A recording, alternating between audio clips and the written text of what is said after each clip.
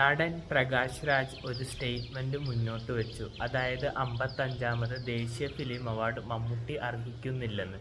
നിങ്ങൾക്കറിയാം 1971 ഇറങ്ങിയ അനുഭവ പാളിച്ചകൾ, അതായത് നസീറിൻ്റെയും ഷീലയുടെയും ഒപ്പം മമ്മൂട്ടി അഭിനയിച്ച ആദ്യത്തെ പടം. അത് തൊട്ട് 2025 ഇറങ്ങിയ ബസൂക്ക വരെ ഉള്ള പടങ്ങളിൽ നിങ്ങൾക്ക് എടുത്തു നോക്കിയാൽ മനസ്സിലാവും മമ്മൂട്ടി തൻ്റേതായ രീതിയിൽ കാഴ്ചവെച്ചേക്കുന്ന അഭിനയം.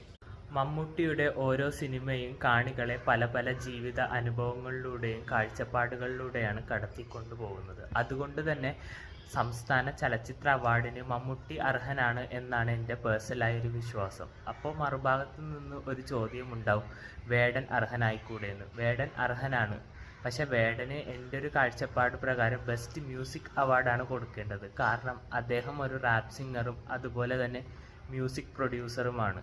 അതുകൊണ്ട് തന്നെ രണ്ടുപേർക്കും മ്യൂസിക്, സിനിമ എന്നീ രണ്ട് തലങ്ങളിലായിട്ടാണ് അവാർഡ് കൊടുക്കേണ്ടത്.